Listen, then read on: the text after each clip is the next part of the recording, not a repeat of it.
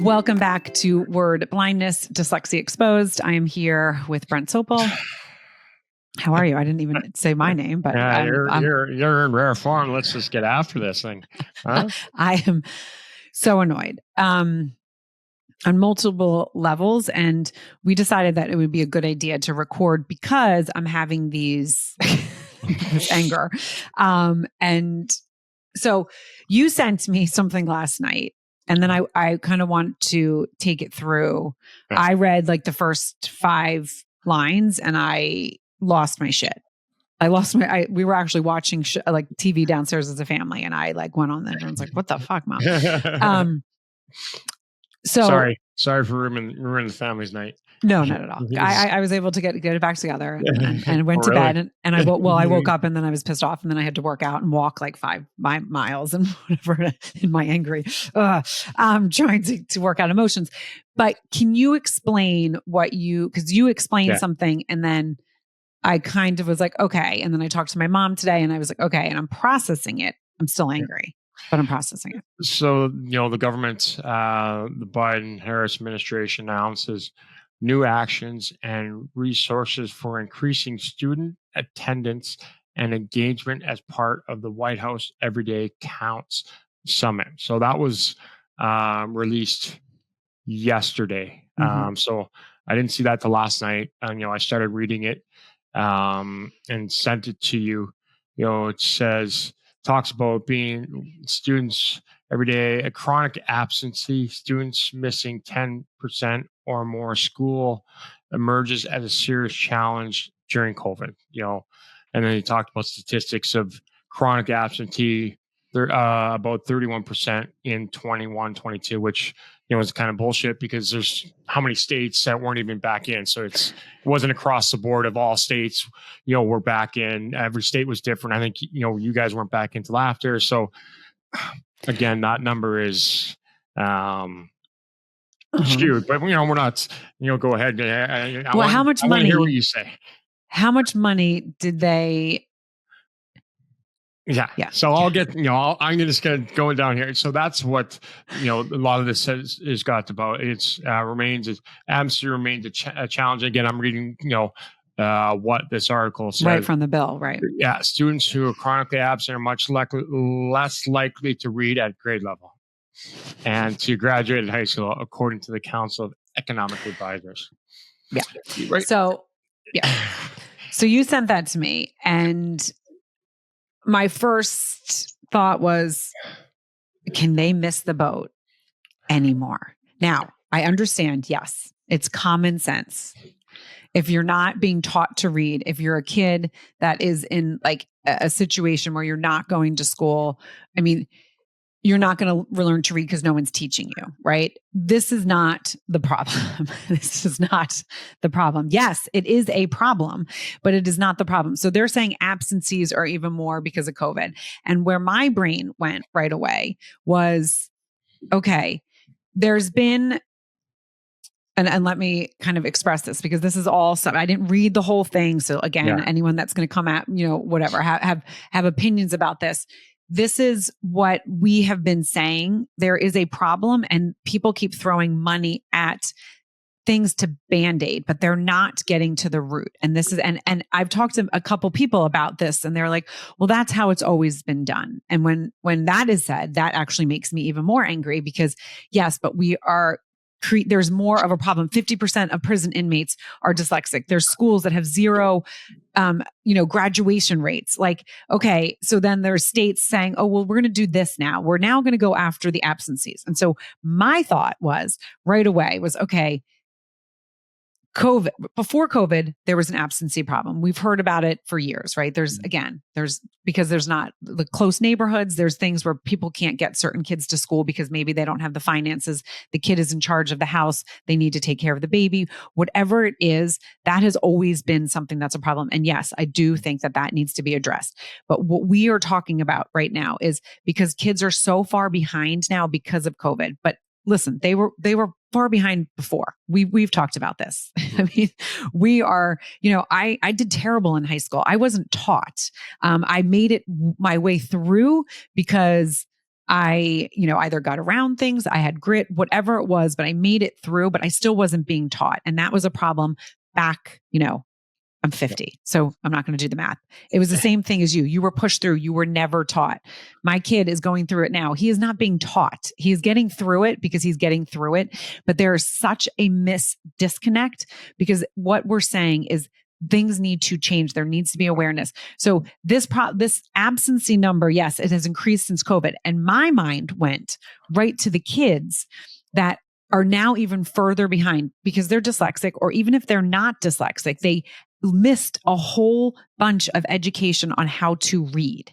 Yeah. And so the dyslexic kids are even further behind. So now we have this number that has gotten higher. So those kids are saying, and I'm talking about intact family, but not even intact family. I'm not, because that's not, I shouldn't say that, not intact family, but I'm talking about families all over the board. When you are going to school and you don't know what's happening and you're constantly going and you're so far behind, you are going to say, I don't want to go to school. And the parents are now going to be struggling more because there's so many more kids. And I've seen it in my community that are like, I don't want to go to school because I hate it. I don't like school. And it's because they are not, they weren't taught. They got, because of COVID, they missed all this instruction, but we're putting a Band-Aid on it saying, oh, it's because of the absentees. That's why they're not learning to read. No, it's because because we missed that whole fucking picture of, go ahead. I don't even know if I explained that right because I'm just angry. No, but this is 100% what I've been talking about for years. I've been on an island by myself, when it comes to this, the foundation of why. So again, first off, everybody has to understand the government, if there's allotted money, let's just say $1 billion, they have to spend that $1 billion or they lose it. So let's just say out of that $1 billion, they only spend 750 million. They lose the other 250 million because it wasn't spent. So it works differently. It's not like it saves and it gets kicked the next year. It's got to get spent. It's, that's the way the government is. But it's, you're talking about a Band-Aid. I don't even think it is that. But no, it's not. To me, it's not that. Again, this is where I come from completely. They don't understand what this is, right? So it goes through. I mean, they're missing the boat 100%. For example, let's just talk, dyslexics. How many of them, use myself? I fucking hated school. It's like sitting in an electric chair for 8 hours. Why do I want to go and get laughed at and not fit in? Right. So if we can find a way to not go, we don't go. It's how many kids now I feel sick. I got a headache. I got a tummy ache. That's got nothing to do with neither one of those things. That's anxiety of going to school. Right. And now we talk about mental health, which obviously is a huge factor that is now just compounded on everything, that people don't understand. Like, to me, obviously the mental health of parents is even harder. And a lot of them don't even know how to handle that. So then that falls down on the kids and they're worse. And then they come to school and the teacher has no understanding of them, of what's going on. And then that just goes and compounds on top of each other and on top of each other. And it talks about culture of attendance. Where was it? It talked about the numbers. I don't know where I found. Oh, there's a percentages of, right? It was talking about their test scores are down. Yeah, of course the test scores are down. but that of course you're right. The course the test scores are down. But they don't see it from our angle, and that's the biggest fight. I'm not getting mad at the government. I'm glad they're trying. They think they're trying to do the right thing, right? Because they don't have it.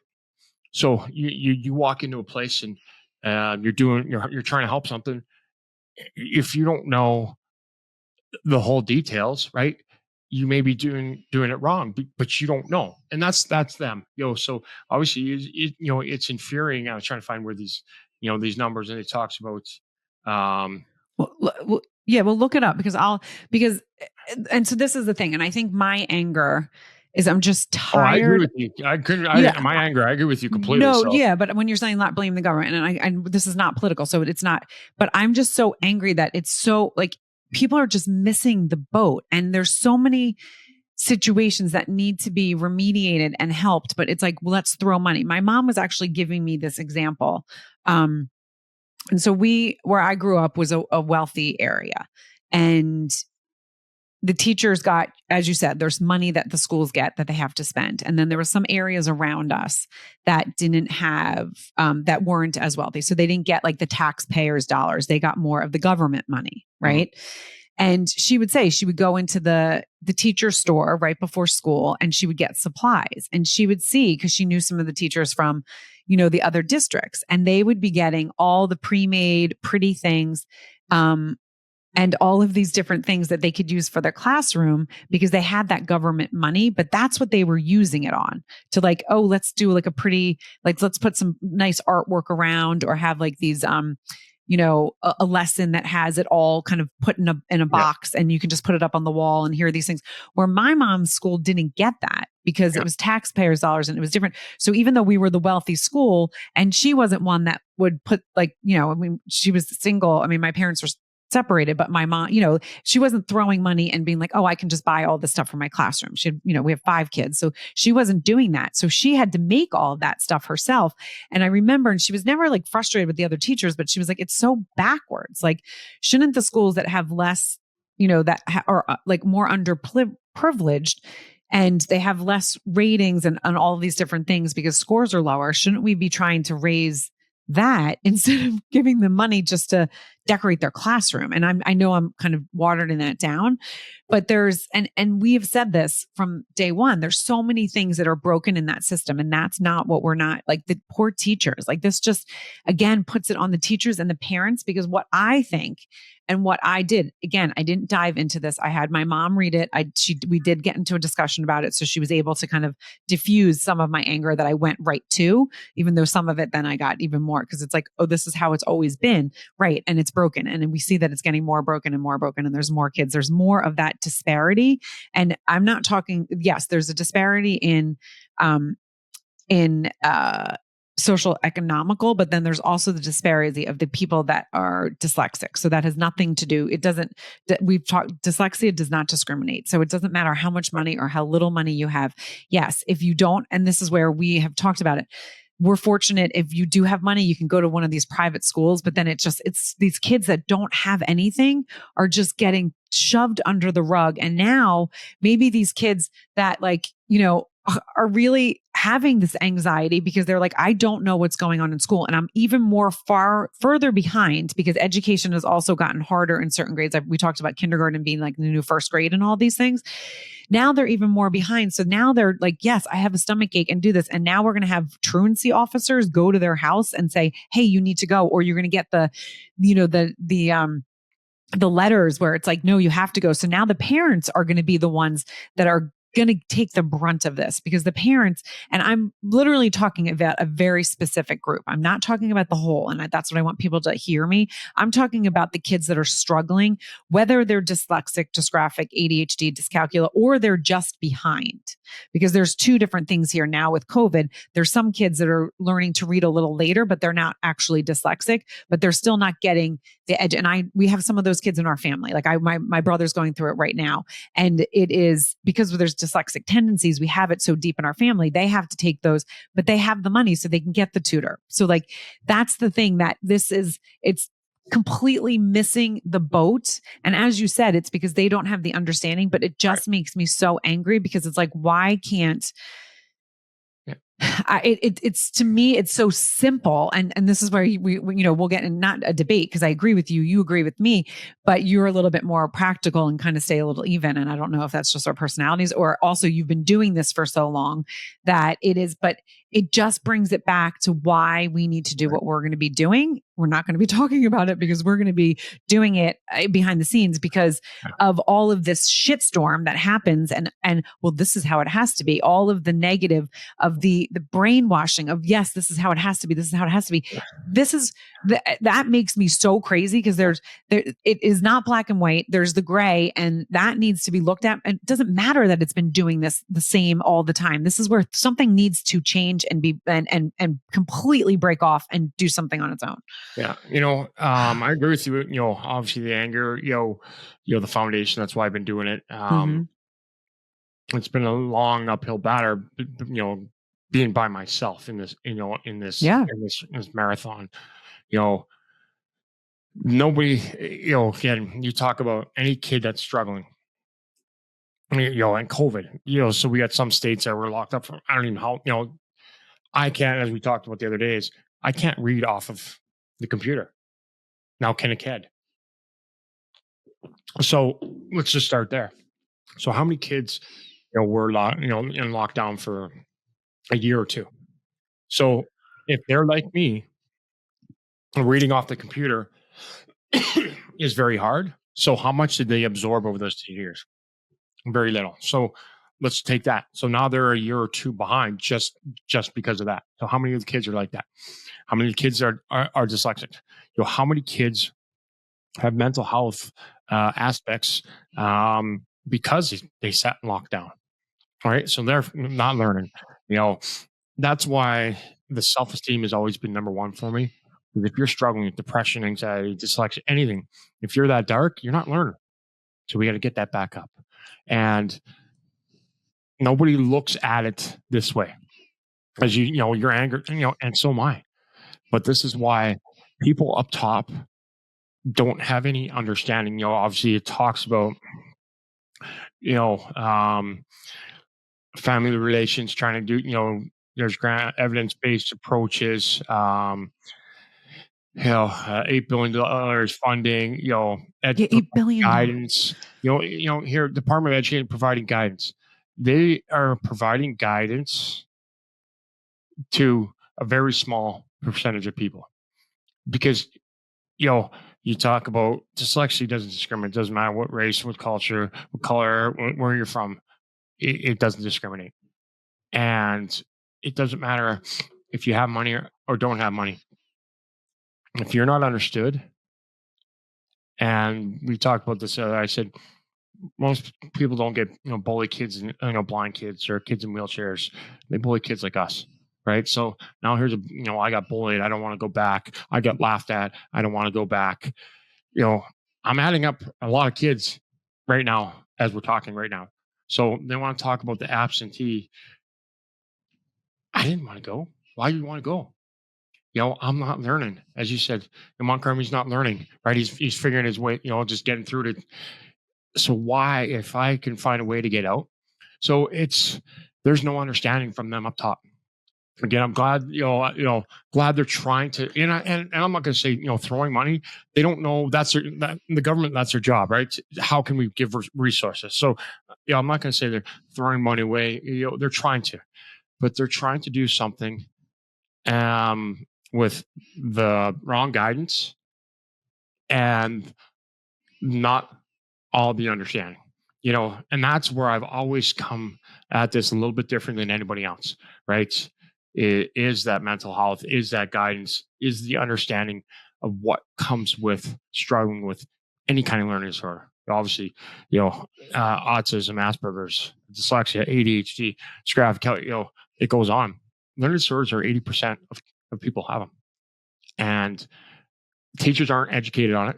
Superintendents and principals have no idea about it. And then they go and take all these test scores. And that's what this base, I was trying to find there as you were speaking, where I came across, they're talking about the test scores, right?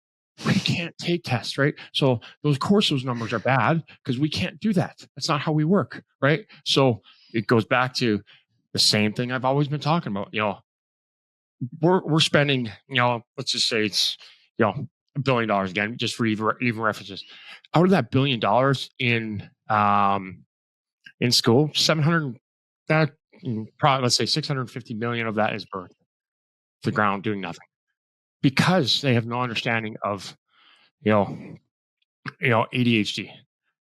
whole things, what to do, right? You can't yell at a kid with ADHD across the room. He doesn't understand, right? Just like his craft, right? And this goes on. They have no understanding. So they're literally burning through all this money. Are they being efficient? No. The government thinks they're being efficient? Absolutely. It's the other people involved that are led by, the egos, the pocket protectors, the researchers that think they know it. And, this is where I get pissed off is nobody in this community is trying to, fix it. They want to be the leader of this. So they want to be, they're not trying to collaborate and, hey, what makes this better?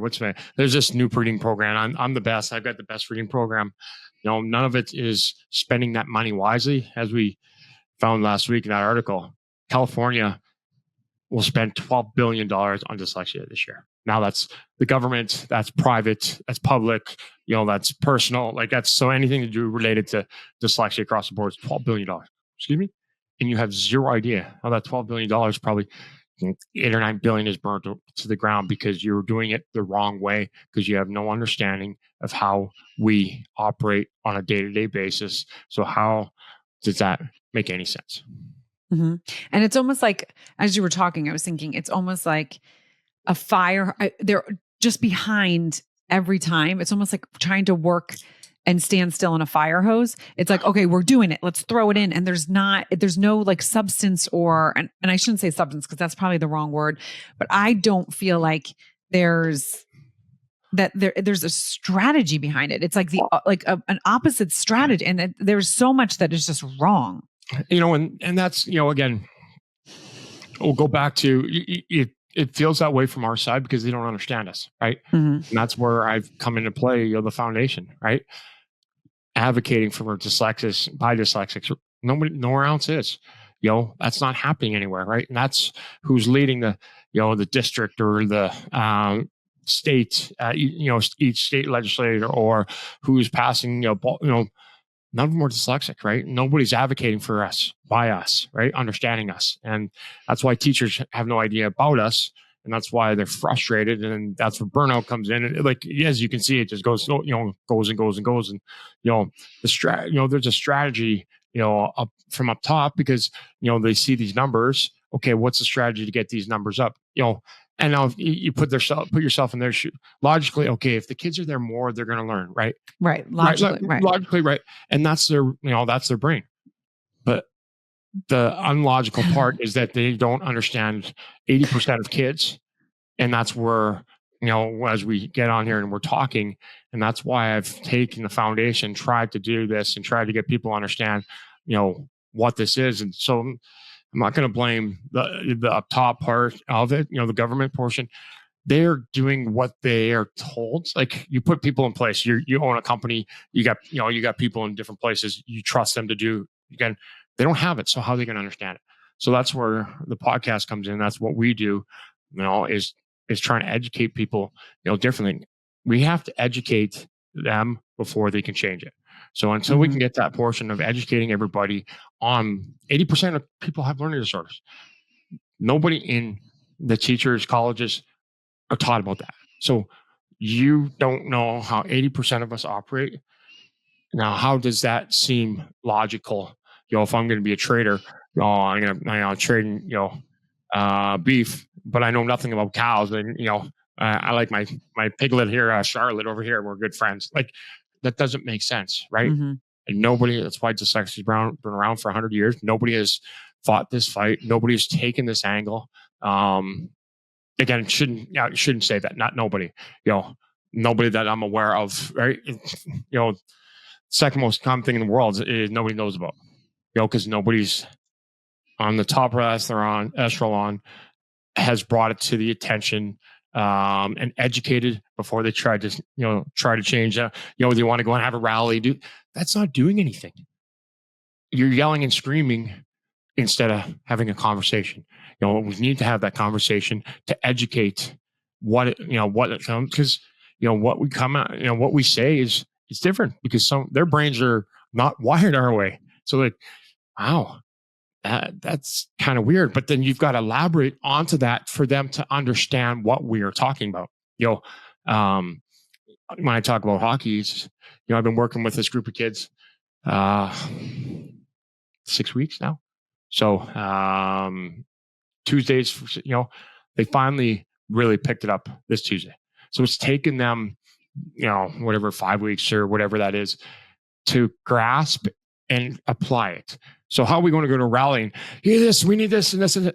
And they're not, and it's explaining our point And then now we have to show them because it's such a different view of way our brain is. And nobody takes that approach. We need this and we need change. And what do they say? You keep doing the same thing and expect different results with, insanity.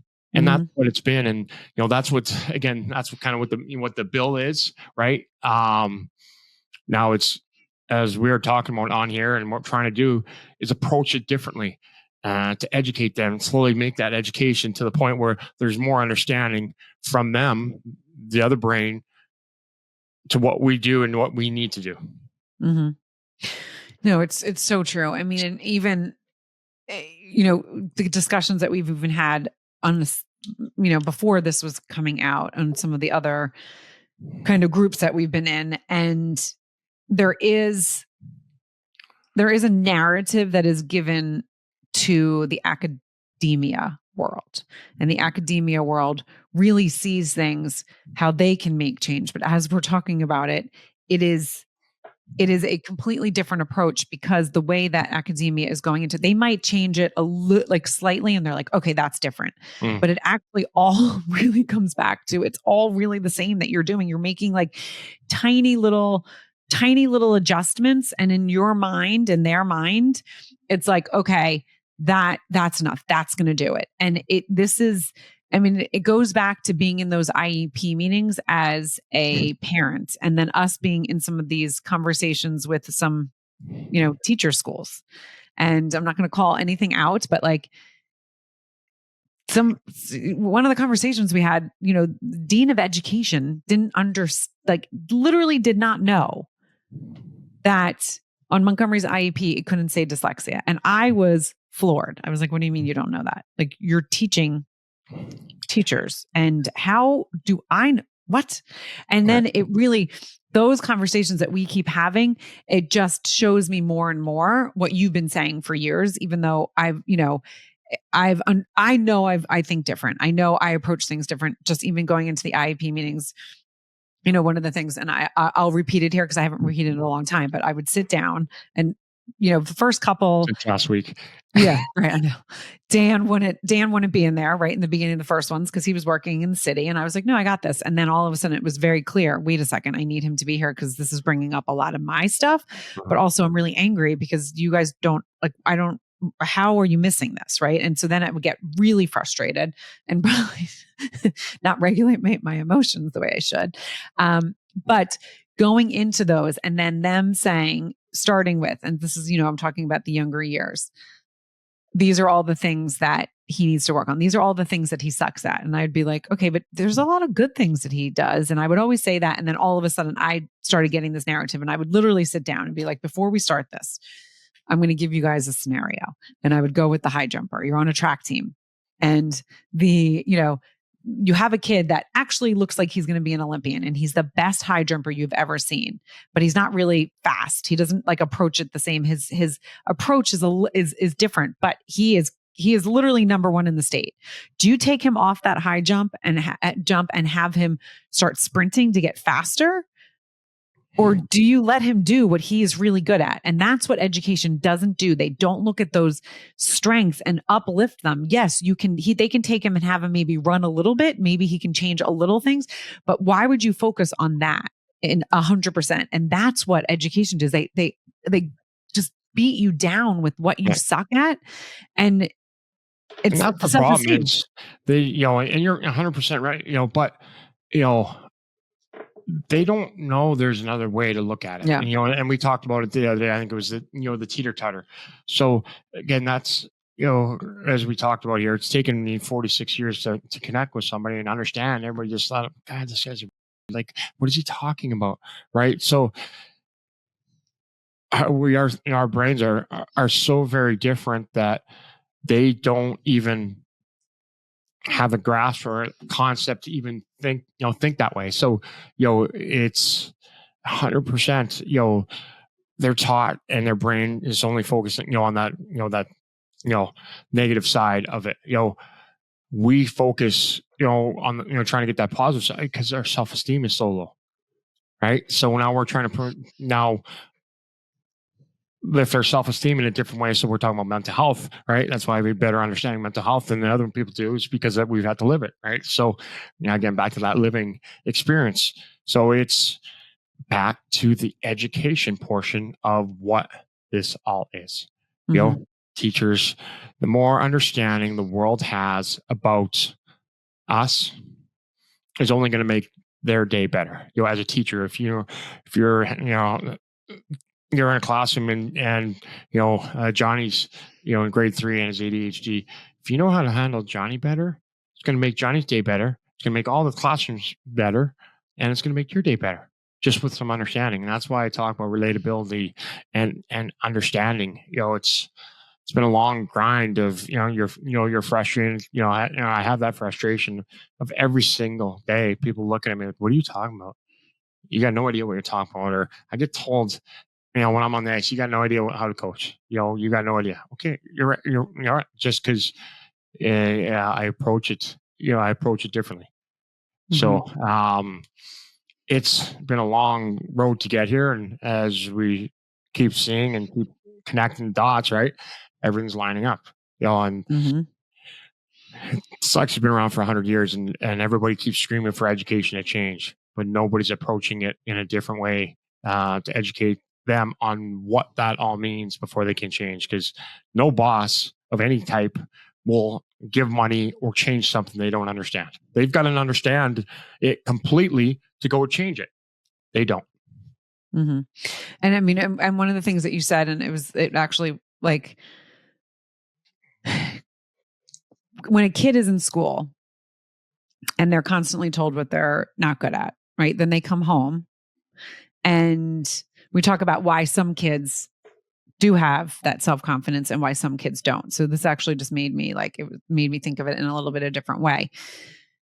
If you don't have the understanding even from your parents, and you're in school and everyone's telling you, okay, you got to try harder, you focus, whatever, and they're constantly bashing you, these are all the things that you're bad at. Then you go home and your parents, because the school these are the things they need to work on, and then you're constantly doing it at home. That's where the kid, if they don't have anything that they're good at, that's when the self-esteem and all of that comes in. And I think about it, because I was like, I know early on and with Montgomery in school, when he came home, it was like, I mean, we know that I'm positive, but I also know how to build people's self-esteem up. I'm very good at that. I know I can see people's strengths. Because you lived it. 100%. So I was able to be like, to work that through with my kids. But then, you have the parents that really do mean well, and they think they're helping because it's like, well, they just need to get a little stronger at this, or they need to do a little bit better at this. And it's that whole, it seems so simple, because it's just like, build your kid up, build the person up, find the couple things that they're good at, and then you just really hone in on those. And it's just not the way society is, school, education, so many different things. And I deal with more the parents than the kids at the end of the day. A lot of times, let's just say the dyslexia comes from the mom. Dad comes home and, Johnny, do your homework, yelling at him, think you're just being late. Again, Dad doesn't have any understanding. He thinks, it's you can't see it. So we don't know how to verbalize it. Oh, we're trying, Dad, trying, and then, I always say hard love is hard death. Right. And so I just went for 8 hours at school where you beat me down, you beat me down, you beat me down. Then I come home. And, the parent, Dad's getting frustrated, and, yelling at Johnny, and it keeps getting beat down, I'm trying, he's trying, and now there's 8 hours at school. Now there's 2 more at home. So there's 10 hours of the day, wait for 2 more, and then he goes to bed. So out of the 2 hours of the day that he was awake, 2 hours to 10 hours of getting beaten down, where's your life? Like, where's your self-esteem, where you are? So it's, I have so many parents when I talk to them about that, obviously that guilt comes in there, but it's back to the complete understanding of us. And again, now if it's flipped, right, if it's flipped, you've got, Dad who understands, Mom doesn't. And, she's one that's there trying to advocate for the kid. You can, Mom, you love me, but you don't fully understand. Right. So there's not that connection that you and Montgomery have. Right. I've had some parents, like some moms, like, I don't connect with my kid. So now how's that relationship? How does she feel about that? Mhm. Right. The kid knows she loves her. Like the kid knows that mom loves him 100%, but no, she doesn't fully understand. So try and be Mhm. that, because that's, again, here I am, never connecting. Everybody's just weirdo, right? So it's just, there's so much that goes to this, and it all lands back to education coming from us dyslexics, advocating for dyslexics, for dyslexics. Mhm. Yeah, because and this with the whole parenting side, that is also doesn't have to be the dyslexic part. I mean, that's just also parenting when you're different. Your kid maybe is, not doing things the way that you expect them to do, or you see them doing, or you want them to be better. It's really just that. I mean, is Yeah. parenting 101 also. Finding that thing to connect to your kid that you see that they're good at, to uplift them.